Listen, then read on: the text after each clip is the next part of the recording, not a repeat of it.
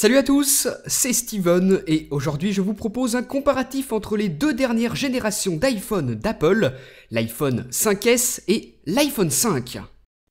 On va commencer par un test de rapidité au démarrage, donc ça c'est jamais très précis, c'est toujours un petit peu approximatif, et il faut savoir que le temps que prend l'un ou l'autre à démarrer dépend en partie de la quantité de contenu que vous avez installé dessus.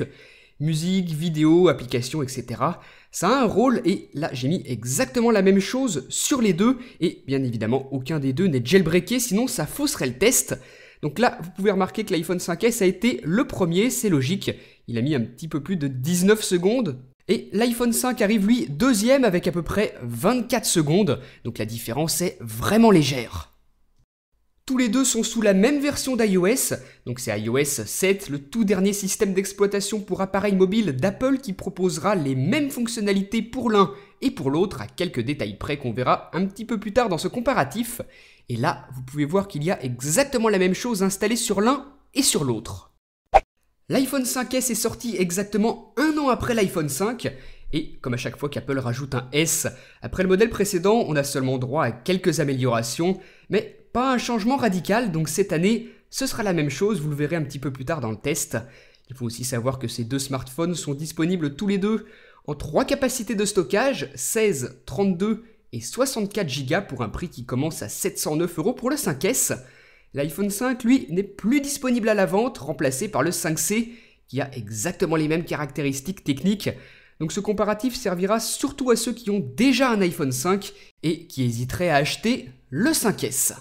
Donc comme je vous le disais tout à l'heure, à chaque fois qu'Apple rajoute un S à son modèle précédent, on n'a pas un énorme changement au niveau du design et cette année encore c'est la même chose. Par contre, l'une des nouveautés de l'iPhone 5S, c'est qu'il est maintenant disponible en 3 coloris. Apple propose maintenant un modèle Gold que vous pouvez voir ici, et je trouve ça plutôt cool d'avoir un choix supplémentaire, d'autant plus que cette dernière couleur est vraiment magnifique. Les dimensions ce sont donc toujours les mêmes, même chose pour l'épaisseur, vous pouvez remarquer que rien ne change, de côté on pourrait très difficilement différencier les deux, et pour le poids, même chose, il reste inchangé, toujours sur du 112 grammes, donc un smartphone par contre extrêmement léger. Sur le bas, vous pouvez voir qu'ils sont vraiment identiques en tout point. On retrouve la prise jack pour les écouteurs tout à gauche, ensuite le micro, le port Lightning pour la recharge et la synchronisation à iTunes. Donc bonne nouvelle, si vous avez acheté des accessoires pour iPhone 5, vous pourrez les réutiliser sur le 5S sans avoir à racheter un adaptateur. Et enfin tout à droite, c'est le speaker toujours en mono sur ce 5S, comme c'était le cas sur l'iPhone 5. En ce qui concerne le bouton d'accueil, vous le savez sans doute déjà, mais celui du 5S est maintenant équipé d'un capteur d'empreinte digital. Apple a appelé cette fonctionnalité Touch ID et ça vous permet de déverrouiller votre iPhone 5S grâce au capteur biométrique qui reconnaît votre empreinte digitale et vous donne accès à l'iPhone. Par contre, il ne faut pas pour autant croire que c'est une sécurité supplémentaire puisque le code à 4 chiffres est toujours présent comme sur l'iPhone 5 et Touch ID permet donc finalement de déverrouiller plus rapidement son 5S, mais une deuxième fonctionnalité que vous pouvez configurer dans les réglages si ça vous intéresse, c'est la possibilité de valider des achats sur l'App Store et sur l'iTunes Store grâce à Touch ID. Donc ça, vous allez voir que c'est extrêmement pratique. Ça fonctionne pour les applications payantes ou gratuites, et au lieu d'entrer votre mot de passe de votre compte iTunes, vous appliquez simplement votre doigt sur le capteur et hop, l'achat se valide automatiquement et votre application commence à s'installer. Encore une fois, vous avez deux possibilités, soit vous entrez votre mot de passe, soit vous utilisez Touch ID. La taille de l'écran reste la même, toujours 4 pouces de diagonale, donc vous n'aurez pas à attendre que les développeurs adaptent leurs applications comme l'année passée, puisque cette fois, la résolution reste la même.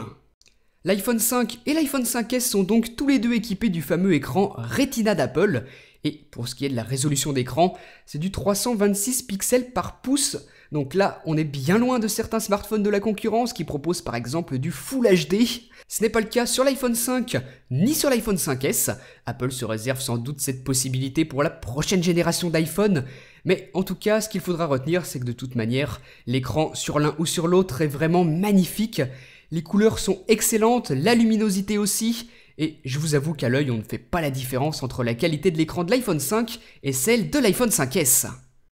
En ce qui concerne le processeur, l'iPhone 5 est équipé de la puce A6, un processeur dual-core cadencé à 1,2 GHz, vous le voyez ici, alors que l'iPhone 5S, lui, dispose de la toute nouvelle puce A7, un double cœur également, mais cadencé à 1,3 GHz, ainsi que d'un coprocesseur M7 qui vient s'ajouter à la puce A7 et sur lequel on reviendra un petit peu plus tard. Pour la mémoire vive, 1 Go de RAM sur les deux, donc pas d'évolution à ce niveau.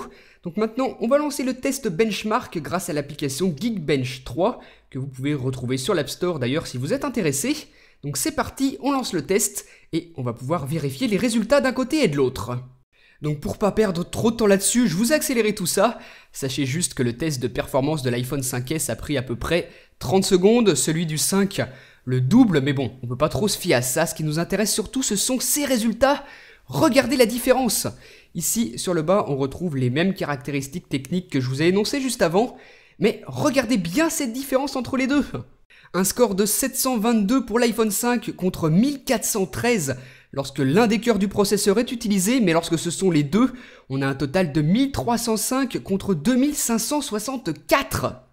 Donc une grosse différence de puissance en faveur de l'iPhone 5S, et tout ça grâce au nouveau processeur dont il est équipé, la puce A7 avec une architecture 64 bits, donc ça c'est vraiment une première mondiale pour un smartphone, et ça donne vraiment un sentiment de puissance. Vous pouvez sans souci lancer et utiliser très rapidement des jeux ou des applications qui demandent beaucoup de ressources, même si pour le moment, peu d'applications sont compatibles avec ce nouveau processeur et son architecture 64 bits. On a donc une très bonne réactivité comme je vous le disais, notamment dans les jeux, mais vous pouvez aussi laisser tourner par exemple énormément d'applications en tâche de fond sans ressentir le moindre ralentissement. Moi, c'est l'une des choses qui m'a le plus bluffé. La mémoire est très bien gérée sur le 5S et c'est vraiment très agréable. On va maintenant faire ensemble quelques petits tests de rapidité d'ouverture des applications. Donc là, vous l'avez vu, le multitâche est vide sur les deux. Et commençons par l'application météo. Hop, je l'ouvre en même temps. Et vous voyez qu'il n'y a absolument aucun décalage. Elle s'ouvre instantanément sur le 5 et sur le 5S. Même chose pour l'application musique. Aucun décalage, on ne sent pas la différence. Je vais maintenant essayer avec une application qui demande un petit peu plus de ressources, l'application plan. Et là, vous avez vu une petite seconde, voire même un petit peu moins de décalage. L'iPhone 5S est sur ce point légèrement plus rapide que le 5. Et on va continuer un petit peu avec l'App Store. Donc là, une fois de plus, vous l'avez vu, le 5S est très légèrement plus rapide. Donc en fait, plus vous avez de contenu à charger, plus le 5S fera la différence par rapport à l'iPhone 5. Mais sur des applications très basiques, vous ne verrez absolument pas la différence. On va maintenant refaire le test avec cette fois-ci un jeu. Je vais prendre Swampy. Hop, j'appuie sur les deux en même temps. Le petit temps de chargement, donc l'iPhone 5 a l'air d'être plus rapide. Non, vous avez vu que finalement, le 5S l'a rattrapé et que l'application s'est lancée exactement en même temps sur l'un et sur l'autre. Et même chose pour le Game Center, vous avez vu apparaître la petite bannière. Donc absolument aucune différence au niveau de ce jeu. On va maintenant faire quelques petits tests de lancement de pages internet. Donc le site d'Apple par exemple, hop, il charge un petit peu plus rapidement sur le 5S. L'image est arrivée une petite seconde après sur l'iPhone 5. Deuxième test avec un autre site internet, on va se rendre sur ESPN, c'est parti. Et là une fois de plus, peut-être une très légère avance pour le 5S. Mais bon, comme je vous le disais tout à l'heure, ce sera surtout plus il y a de contenu, plus la différence se fera sentir en faveur du 5S. Et enfin, dernier exemple, je vais lancer une vidéo YouTube, donc en cliquant sur ce lien, l'application YouTube se lance et là par contre, vous l'avez vu, le 5S a pris de l'avance par rapport à l'iPhone 5. La vidéo commence en avance. Donc ça rejoint ce que je vous disais tout à l'heure, plus le contenu à charger est lourd, plus l'iPhone 5S sera rapide par rapport à l'iPhone 5. Les iPhones sont tous les deux équipés d'un appareil photo 8 mégapixels, mais celui de l'iPhone 5S a été amélioré cette année. Pour faire simple, les pixels sont plus grands, ils captent mieux la lumière et donnent donc de meilleurs clichés. L'apparition d'un double flash LED qu'Apple appelle True Tone est aussi l'une des nouveautés de l'iPhone 5S. Il y a maintenant deux LED, une blanche et une jaune, ce qui permet aussi à l'iPhone d'ajuster automatiquement la lumière en fonction des besoins, pour ainsi prendre des photos les plus naturelles possibles. Au final, la différence au niveau de la qualité photo n'est pas énorme, donc si vous utilisez rarement votre iPhone pour faire des photos, ce sera pas un gros plus pour vous, mais certaines fois, notamment de nuit ou en basse luminosité, la supériorité de l'iPhone 5S niveau réalisme est plutôt nette. Donc voilà ce qu'il faudra retenir, un appareil photo qui reste bloqué à 8 mégapixels mais qui a été amélioré dans d'autres domaines pour au final faire d'encore plus belles photos. Autre point intéressant, toujours en ce qui concerne l'appareil photo, iOS 7 offre maintenant la possibilité de prendre des photos en rafale lorsqu'on reste appuyé sur le déclencheur. Regardez, je commence avec l'iPhone 5. C'est une fonctionnalité qui peut vraiment être utile si vous voulez être certain de ne pas rater une scène à prendre en photo. Ensuite, une fois que c'est terminé, vous allez dans votre pellicule et vous sélectionnez la meilleure des photos par rapport à celle que vous avez faite.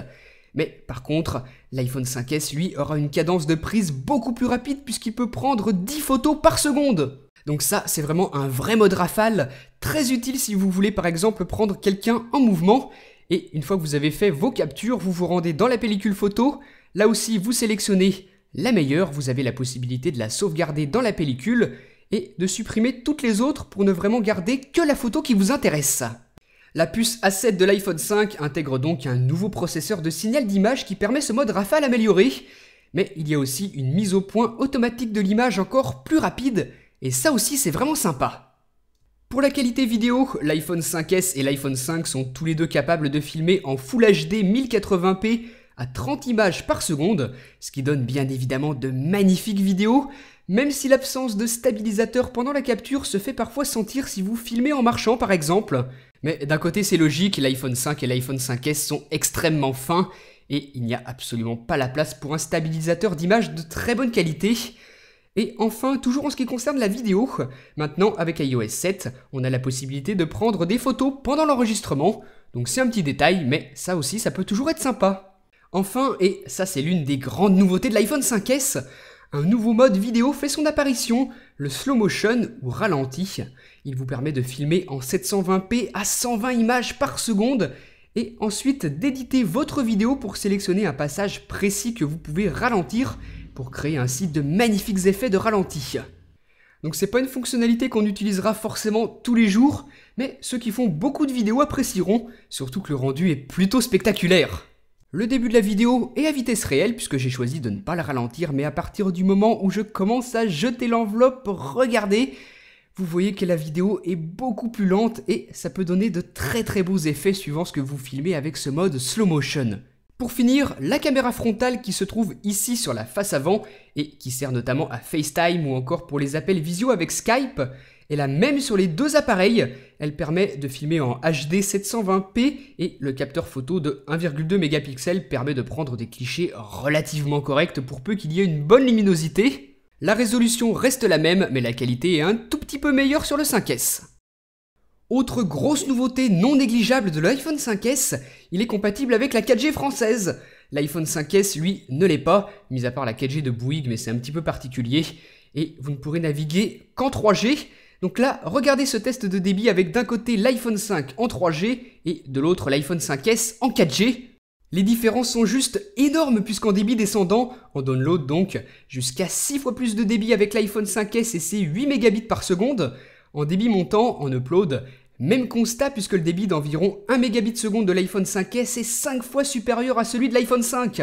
La 4G fait donc une énorme différence et c'est un pur plaisir à l'utilisation avec des pages internet qui se chargent instantanément et la possibilité par exemple de lire des vidéos en HD sur YouTube quand on est en déplacement. Au niveau de la batterie, celle de l'iPhone 5 est très légèrement plus grosse. Et pour ce qui est de l'autonomie, ça dépend en partie de votre utilisation, ça varie suivant les utilisateurs. Moi, je rechargeais mon iPhone 5 tous les soirs et avec le 5S c'est à peu près pareil, parfois tous les 2 jours. J'ai l'impression par contre que la consommation de batterie liée à iOS 7 est mieux gérée par le 5S que sur le 5, qui lui a été conçu pour iOS 6 à la base. Donc dans tous les cas, c'est toujours la même affaire avec la batterie des iPhones. Ils sont tellement fins que la batterie n'est pas énorme et au final il faudra toujours le recharger quasiment tous les jours. Voilà donc pour conclure ce comparatif, la question que l'on peut se poser c'est est-ce qu'il faut acheter l'iPhone 5S si l'on possède déjà un iPhone 5? La réponse de mon point de vue en tout cas est non, mis à part si vous êtes un fan comme moi et que chaque année vous achetez le nouvel iPhone en revendant l'ancien pour minimiser les frais. Je trouve que les différences relativement faibles et surtout loin d'être indispensables ne justifient pas forcément un nouvel achat. Par contre, si vous avez comme moi la chance de vivre dans une région couverte par la 4G, c'est vrai que c'est un gros argument. Pour moi, c'est l'une des choses qui m'a motivé à l'acheter en tout cas. Donc c'est possible que pour vous aussi, la possibilité d'avoir un iPhone compatible 4G soit vraiment importante et dans ce cas, l'iPhone 5S est un très bon choix. Ensuite, si vous êtes actuellement avec un iPhone 4S ou même avec un iPhone 4, là, la réflexion est beaucoup plus simple. Là, je vous conseille vraiment de passer avec l'iPhone 5S. La différence est tellement énorme dans tous les domaines que ça vaut vraiment le coup. Donc dans tous les cas, voilà, je pense avoir fait le tour de tous les points qu'il y avait à comparer entre l'iPhone 5S sorti cette année et l'iPhone 5 sorti l'année passée. Je vous rappelle qu'Apple ne commercialise plus l'iPhone 5, remplacé par l'iPhone 5C. Donc désormais, si vous voulez trouver un iPhone 5, il faudra passer par les occasions. Voilà, donc dites-moi ce que vous avez pensé de tout ça dans les commentaires, et moi je vous dis à très bientôt pour une prochaine vidéo. Salut!